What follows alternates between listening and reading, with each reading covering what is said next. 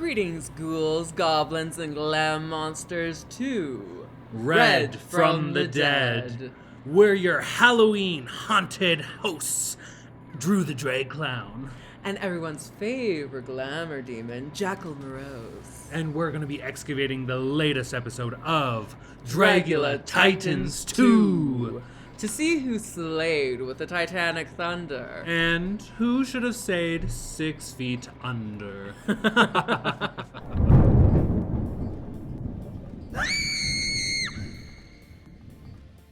On this week's episode, we will be revisiting the Nosferatu Beach Party, and we will be judging their floor show fashions as well as their lip sync capabilities. I don't know about you, Drew, but I could go to the beach right about now. Oh, absolutely. It's starting to get a little cold, and I'd love to be a little warm. It is a bit nipply out there. As a reminder, we're not here to judge their drag. Drag is art, and art is subjective. What we are here to do is throw out our opinion on the drag that we do. Drag. Ready to throw your opinion out there once again in regards to drag that you yourself don't do? We start off in the laboratory where the drama from last week with Dahlia continues. And there is so much to get through, so we're gonna rapid fire this. So I do think that Disasterina said it absolutely best, that Dahlia is getting her karma ripening. And it's to the point where even Eva is backing off and wanting to stay out of it. And to me, it's feeling as if Eva's maybe being a little bit duplicitous, but I feel like that's maybe just my opinion. Following that, we have Zavaleta apologizing for how she acted in last week's Cauldron. And Cynthia is calling her out on the personal attack that she did on JK. And then that's where it spirals. La Zavaleta does run off set, and I gotta say, how iconic was that Cynthia was to find her hugging the tree outside. Hello? The weird people have cool shit. And I was like, I'm the tree now, hug me. Thanks to Cynthia being the doll that she is, her and La Zavaleta were able to make it back to the lab just in time for the Boulets to issue this week's challenge. The Nosferatu Beach Party. And for Vander Von Odd to issue this week's Fright Feat, the Vampire Dinner. Ooh. Where they have to swallow a bulb of garlic, or like an entire head of garlic, as well as chug pig's blood. That's fucking disgusting. I see Sigourney getting more flashbacks. And the winner of this week's Fright Feat challenge will also be able to get the chance to have the Magic Shield spell, where they can save themselves or another competitor. That sounds very handy in a sitch. Mm-hmm. And honestly, I would love to have this because the opportunity to save yourself is incredibly huge. Mm-hmm. This is one you have to fight for. Mm-hmm. Absolutely, absolutely. And we see the contestants going down, going hard. In the words of Cynthia, why is it so spicy? Why is it spicy? And to continue with this week's drama, we actually have JK and La Zavaleta fighting it out at the end for the Fright Feat. And it's JK who ends up winning. Juicy. And as a bonus, they get to choose the teams this week. Legasp. Legasp. Now we get to the floor show, and how do you feel about the Boulets look this week? Because personally, I hated it. Well, this is awkward because the outfit I'm wearing today, I kind of was like, their look was the inspo. Okay, but you're not wearing crappy ankle booties that just really cut Swanthula in half, so... Well, because I'm going to the beach and I'm wearing my, platform flip-flops. But I gotta say, the wings were sickening. Ooh, very sickening. I love a wing moment. I was gonna say, as you can tell. As you can tell. I loved their wings, though. That was beautiful. Oh, the wings were gorgeous. I liked the outfit as a whole. I think it was very fun. It kind of gave, Vixen swimsuit, going off to the party, kind of a deal. Get that, beach ball going. So the first team we have is Blackberry and JK. And I really love the idea that they came with their group of it being like black v black, like party at the beach, vintage, like 90s. I loved how they incorporated their culture and identity Absolutely. into their idea of the group. I think that JK was right in what they said, that they had a little bit of too many ideas going on, but I did like the overall concept and where they were trying to come from for it. It's just, it did need to have like one thing removed, quite literally. Yeah. And then I gotta say, Blackberry, she looked fucking gorgeous. So gorgeous. Like, the silhouette was perfection, and that's what I'm noticing a lot with Blackberry is even her artistic drawings are really good, but she just knows her body and her silhouette and what she wants, like, the overall end look to be. And it was hot. Blackberry was hot. The next team that we have is Abora, Dahlia, and Sigourney. And I think that Sigourney ate the fuck out of this challenge. She looked so fucking good. So good. Everything was immaculately placed, immaculately chosen. That is how you do a little look, but make it a strong look. And exactly like Swan said, like the fabrics looked expensive. It was lined perfectly. Like it looked like a runway look. And I liked the historical reference that Abora brought with her outfit and the like full ankles even being covered. I wish she did do the wig reveal though too. So just a minor thing for me. I agree. I also just love how like such a little like freak in character Abora was being like little like yeah. Yeah, and seeing her get caught up in the umbrella was hilarious. Oh, that will live in my head rent free. Now, I have a controversial opinion. I think Dahlia's look was so good. Both the beginning, the middle, the end, everything. I loved it. I think that this is fashion. I think she did it right. She may be controversial, but she ate that one. I'm going to slightly disagree with you. I loved the first look. I thought it was very cutesy. It was very vintage. The reveal, I wasn't too big of a fan of just because I know she could have done better. I know it's within her skill set to do better. And also just like adding a little bit of like boning to make sure that the bat wings for the bodice wasn't like flapping around, you know? Like a little bit of extra structure would have been nice. To me, it just kind of was like they were flapping. They were flying away. But I can totally understand your opinion there.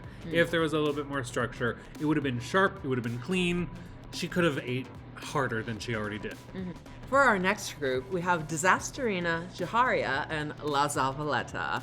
And I'm just gonna go out and say I loved Disasterina's look. It was very kooky, it was very fun. It felt very like 1950s at the beach.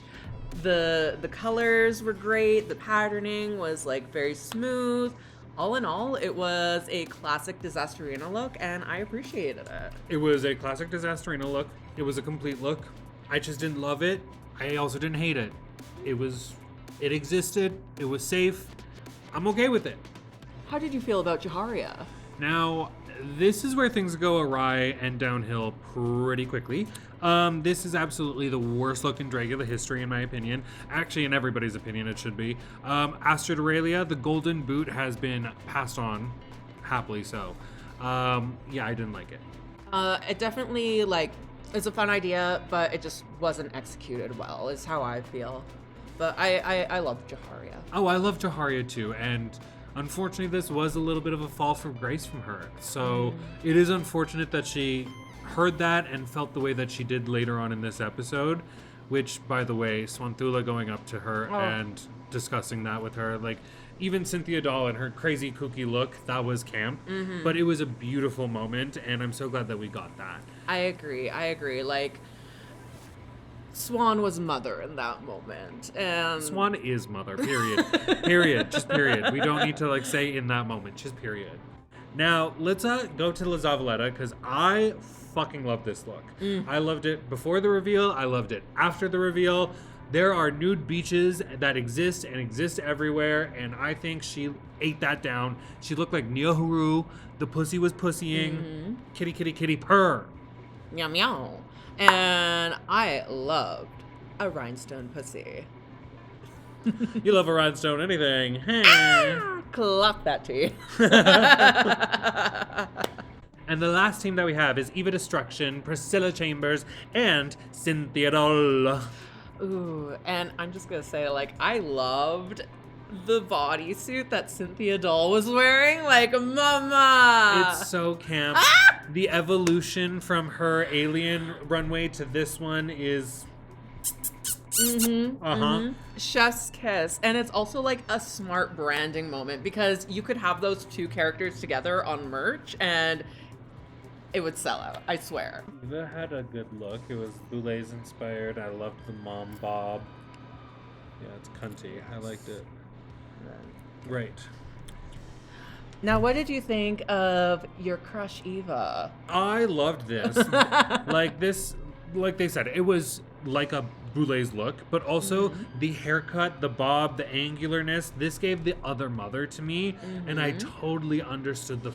Now, what did you think of your crush, Eva? I loved this. Like they said, it was like a Boulez look, but also the haircut, the bob, the angularness. This gave the other mother to me, and I totally understood the full storyline with her. And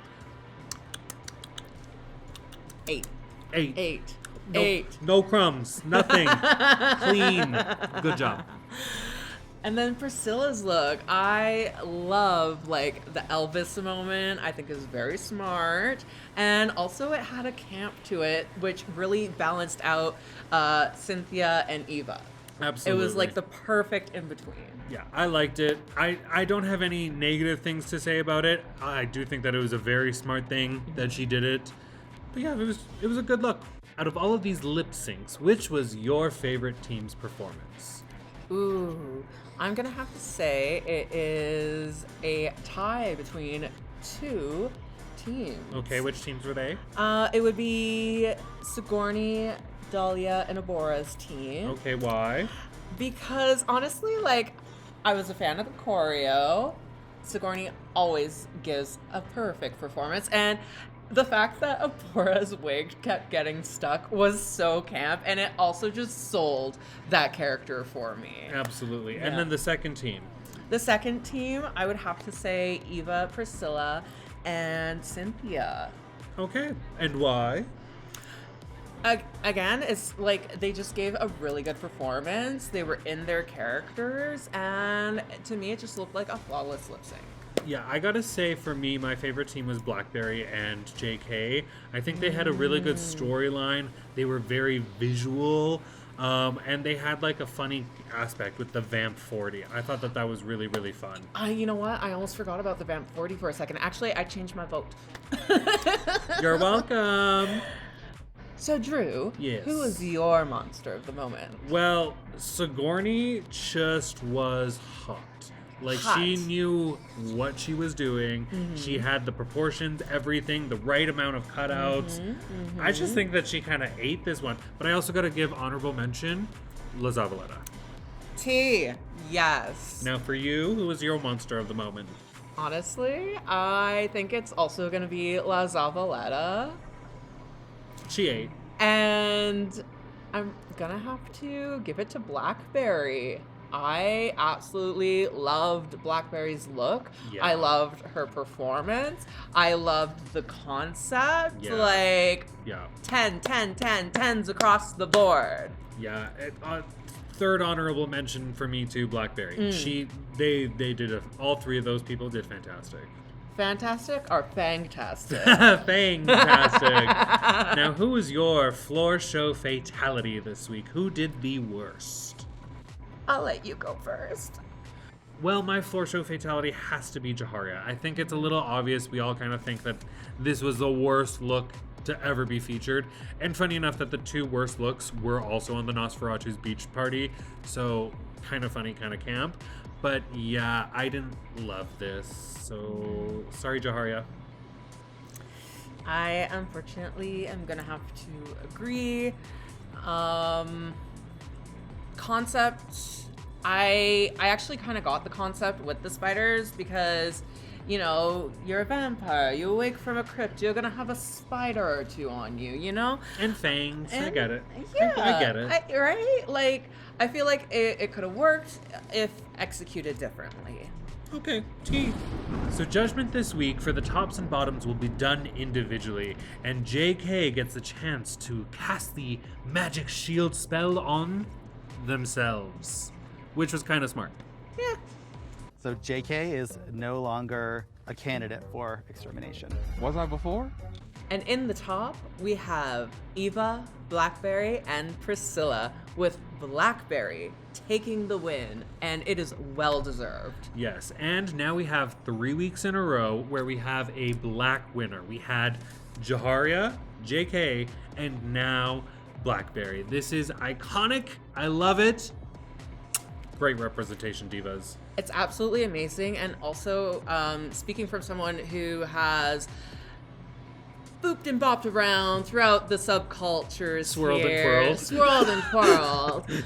I've seen firsthand, like, some of the hate that, like, Black and Indigenous and people of color get within, like, the goth scene, and especially, like, in some of the metal and rock scenes. Like, so seeing this representation is absolutely amazing. Seeing them succeed, seeing them win, like, hands down, chef's kiss, so freaking fantastic and so well deserved. Like, this is Black excellence, and we should be celebrating it every day. That part, absolutely. Now that we know who the tops were this week, who is your monster of the week? The person who wasn't necessarily a top, but stood out to you. Ooh, Abora. I loved it. I loved the character, the nails on the toes, the whole, like, just Nosferatu, like, Abora was just such a little freak, and I loved it. I'm gonna have to say La Zavaleta. I don't think she deserved to be a bottom. And speaking of, she is a bottom, alongside with Abora, Dahlia, and Jaharia. So very funny that the monster of the week for both of us were in the bottoms. Dracmorda, what are you doing? Dracmorda! I think we just like our bottoms. And that's what we call an innuendo. Now, JK brings up some issues with Zavaleta with the intention or hope or expectation, I guess, that it wasn't going to go the best way. And surprisingly to all of us, La Zavaleta handled it so cool, so calm, so collected, so professional. I gotta, like, thank you. That was beautiful. You want to know why? Because La Zavaleta is a professional. Unlike some other contestants who may not be and may be talking behind the producer's back. Let's talk about the mic'd up conversation.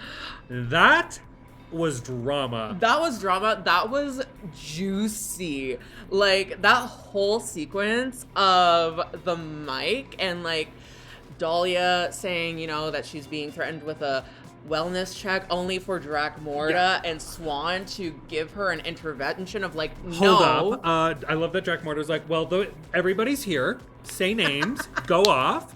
And then they were like, well, producer Keely or Keely, the production assistant or whatever their job is, Keely. And that's when Keely was like, sister, no. Mm-hmm. And I love that she was, it was either sister or girl, but she was speaking the lingo. She was like, no. She was like, hell the fuck no, Hell bitch. no.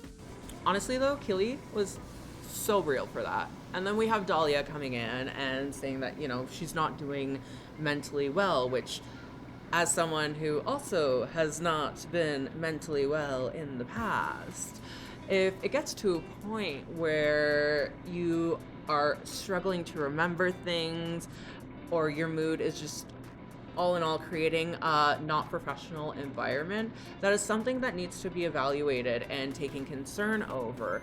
And quite frankly, Dragula's a tough ass competition. These competitors go through it. Like, they're eating shit. They're like having worms in their mouth, being put into coffins. Like, if you're not 100%, then you need to kind of like reevaluate whether you should be in that kind of a space.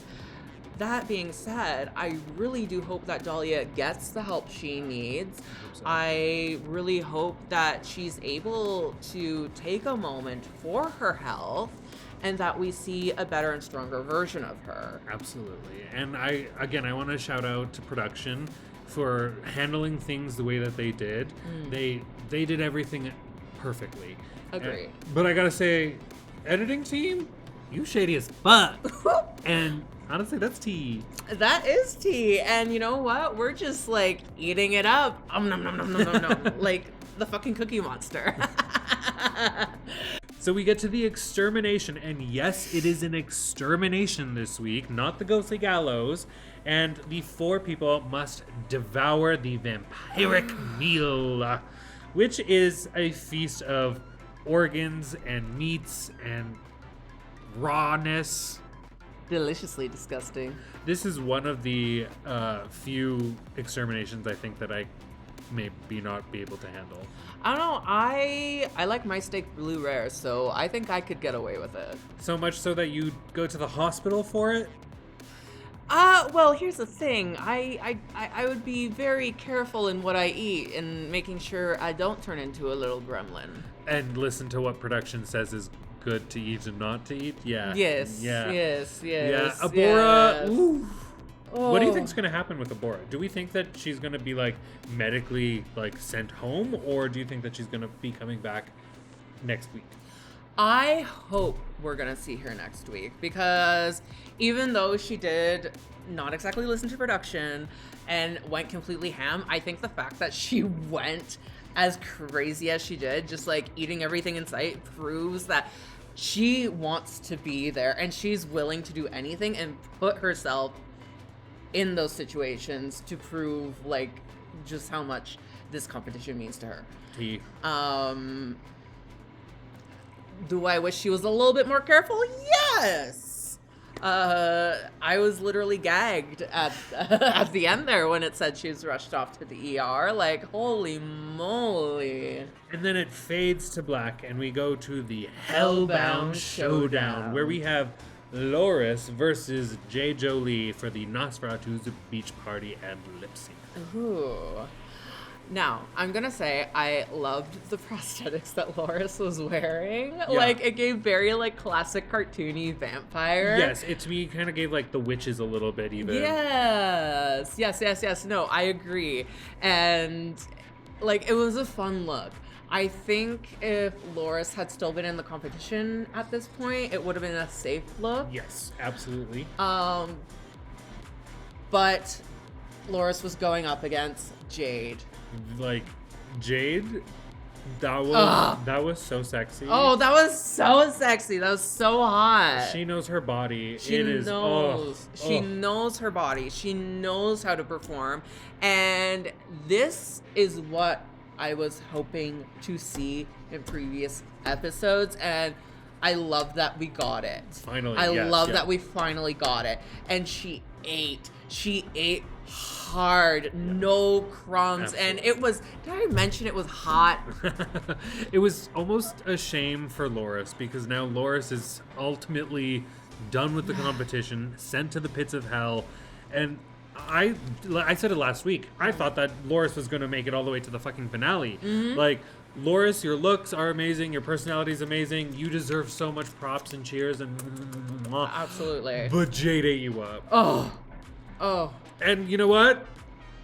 That's okay. Yes. At least you lost to something fucking hot. Oh my gods, and hot she was.